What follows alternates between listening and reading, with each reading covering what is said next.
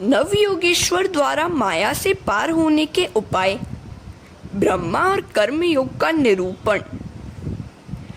तीसरे योगेश्वर अंतरिक्ष ने माया के लक्षण बताए, तो योगेश्वर प्रबुद्ध ने माया को पार करने के उपाय बताए। जो माया को पार करना चाहता है, उसे स्वतंत्र रहने के बदले किसी सच्चे संत को गुरु बनाना चाहिए और उसे सद्गुरु की आज्ञा में रहना चाहिए। विलासी और पाखंडी गुरु शिष्य का कल्याण करने के बदले अहित ही करेगा। सो पहले तो ब्रह्मनिष्ठ गुरु को ढूंढो, जिसे मात्र ब्रह्म शब्द के प्रति ही लगाव है, वह गुरु पद के लिए अपात्र है। संत ऐसा ब्रह्मनिष्ठ होना चाहिए कि जिसकी स्मृति मात्र भी शिष्य को पाप कर्म की ओर बढ़ने से रोक दे। जवानी अंधी और उच्छृंखल होती है, सो इस अवस्था में संतों की सद्गुरु की आज्ञा में रहना चाहिए। जो माया से छूटना चाहता है, वह ब्रह्मचर्य का पालन करे, आंखों से भी और मन से भी। रोज एकांत में एक ही बैठक में 3 घंटे तक प्रभु नाम का जप करो। वाणी संयम भी आवश्यक है। प्रतिदिन कम से कम 3 घंटे तक मौन रखो। मौन मन को एकाग्र करके चित्त की शक्ति को बढ़ाता है। वाणी और पानी का सदुपयोग करने वाला ईश्वर का अपराधी है। वाणी और पानी का दुरुपयोग करने वाला ईश्वर का अपराधी है। मन वचन कर्म से किसी को भी मत सताओ। स्वधर्म में भागवत धर्म में निष्ठा रखो, किंतु अन्य धर्मों के प्रति कुभाव नहीं, आदर रखो। रोज प्रार्थना करो। जीव और ईश्वर का पहला संबंध वाग्दान से होता है। रोज प्रार्थना करो, नाथ मैं आपका ही हूँ, मेरे अपराधों को क्षमा करना। विवेक पूर्वक विचार करने से माया का मोह कम होता है, अन्यथा मनुष्य अपना बहुत सा समय और धन व्यसन और फैशन में गंवाता रहता है।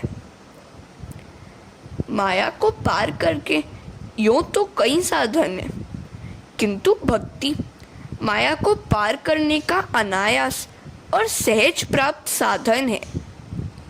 मामेव ये प्रपद्यन्ते मायामेतां तरन्ति ते।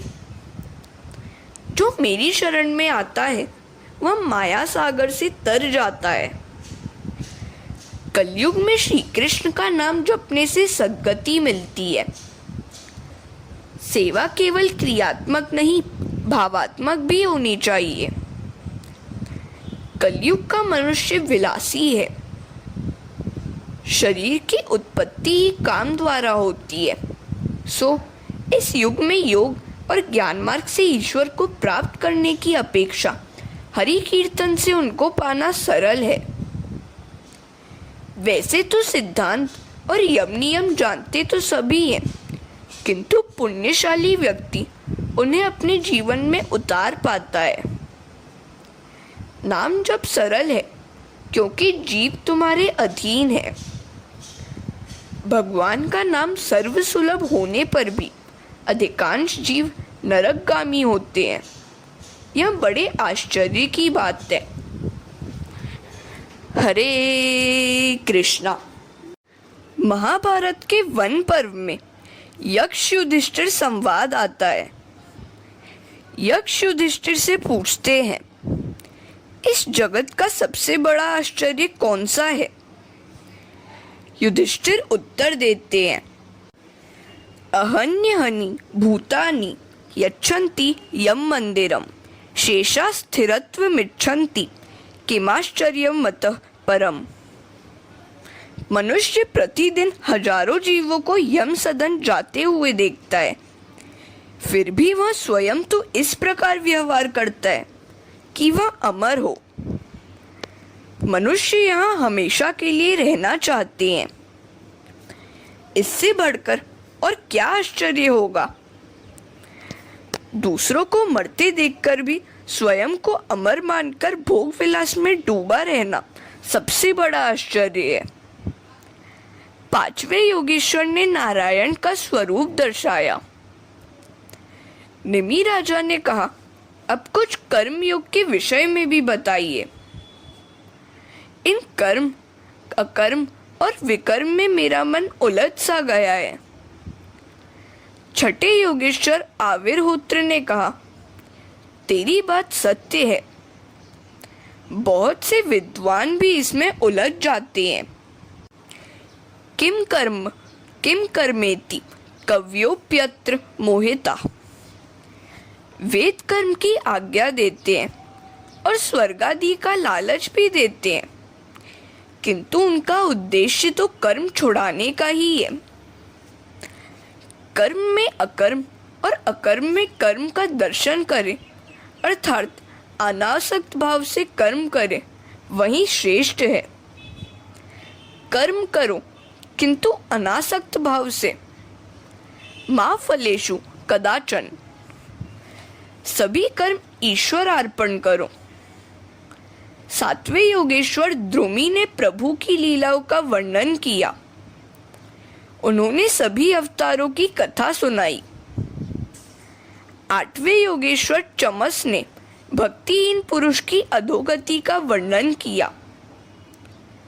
करभार्जन नाम के योगेश्वर ने परमेश्वर की पूजा विधि बताई। अंत में नारद जी ने वसुदेव जी से कहा, अब अधिक समय नहीं है। श्री कृष्ण को अपना पुत्र न मानो, वह तो साक्षात परमात्मा है। उधर देवगण भी प्रभु से स्वधाम लौटने के लिए प्रार्थना करने लगे। प्रभु ने भी पृथ्वी लोक से जाने का निश्चय किया। द्वारिका में अपशकुन होने लगे। वृद्ध यादवों ने भगवान के पास आकर कहा, प्रभु, यहाँ रहना इष्ट नहीं है, क्योंकि ऋषियों ने श्राप दिया है। प्रभास क्षेत्र में बसना ठीक रहेगा। और सब वहां जाने की तैयारी करने लगे। उद्धव जी ने यह सुना तो वे समझ गए कि भगवान यादवों का संहार करके इस लोक का त्याग करने की तैयारी कर रहे हैं। वे प्रभु के पास आए और कहने लगे, मैं आपकी शरण में आया हूं। आपके विरह में मैं जी ही कैसे सकूंगा। आप जहां जाएंगे मैं भी वहीं आपके साथ चलूंगा। हरे कृष्णा। उद्धव जी भगवान से कहने लगे, आप जहां जाएंगे मैं भी वहीं चलूंगा। तो भगवान उद्धव जी से कहते हैं, अरे उद्धव जी, जब तुम मेरे साथ आए ही नहीं थे तो फिर साथ चलने का प्रश्न ही कैसा। यह संसार तो सपनों का खेल है, माया है, भ्रम है, असत्य है। सत्य तो केवल आत्मा ही है।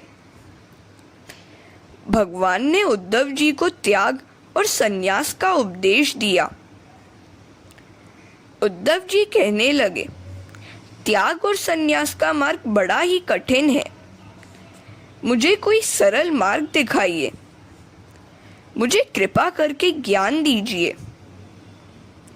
भगवान कहने लगे, मैंने तुम्हें मनुष्य जन्म देकर क्या कम कृपा की है। अब तो तुम्हें स्वयं ही अपने पर कृपा करनी होगी। स्वयं अपना गुरु बनकर अपना उद्धार करना ही होगा। आत्मा ही गुरुरात्मैव। आत्मा ही आत्मा का गुरु है। ईश्वर ने तो कृपा की ही है। अब तो स्वयं जीव को ही अपने पर कृपा करनी है। जीवन का लक्ष्य निर्धारित करके लगन से उसे प्राप्त करने का प्रयत्न करोगे तो सफलता अवश्य मिलेगी। अधिकतर जीवों को अपने लक्ष्य का ज्ञान ही नहीं है। जीवन का लक्ष्य है प्रभु की प्राप्ति। कृष्ण कथा के श्रवण से पाप जल जाते हैं और चित्त शुद्ध होता है। नियमित भजन करोगे तो ईश्वर अवश्य कृपा करेंगे। उद्धव जी, मैंने तो तुम पर कृपा की ही है, अब तुम स्वयं अपने पर कृपा करो। अजामिल जैसे वेश्यागामी और पापी पर भी प्रभु ने कृपा की थी, फिर तुम पर क्यों न कृपा करेंगे। संकल्प करो कि इसी जन्म में भगवान के दर्शन करने हैं। भगवान उद्धव जी से कह रहे हैं, अब भयंकर कलिकाल आएगा, विधि पूर्वक कर्म नहीं होंगे। मनुष्य का जन्म तो मिलेगा किंतु संग का दोष लगेगा। उद्धव जी, तुम ही तुम्हारे गुरु हो, अपने लिए भावपूर्वक प्रयत्न करो। जब तक अंदर से प्रेरणा नहीं होगी, उद्धार भी नहीं होगा। स्वयं अपना गुरु बनकर अपने उद्धार का प्रयत्न करो। मेरे सिवाय जो कुछ भी दिखाई देता है वह मिथ्या है। उद्धव, मैं तुम्हारा धन नहीं, मन मांगता हूँ। सभी में एक ईश्वर का दर्शन करना। अपना मन मुझे दे दो। उद्धव भगवान से कहते हैं, मुझे आपके सिवाय आत्म तत्व का ज्ञान और कौन देगा। भगवान कहने लगे, मैंने कई प्रकारों के शरीर का निर्माण किया है, किंतु मनुष्य शरीर मुझे अधिक प्रिय है। इस मनुष्य शरीर में जीव तीक्ष्ण और एकाग्र बुद्धि युक्त होकर ईश्वर का साक्षात अनुभव कर सकता है। इस संबंध में अवधूत दत्तात्रेय और यदु राजा का संवाद सुनने योग्य है। हरे कृष्णा।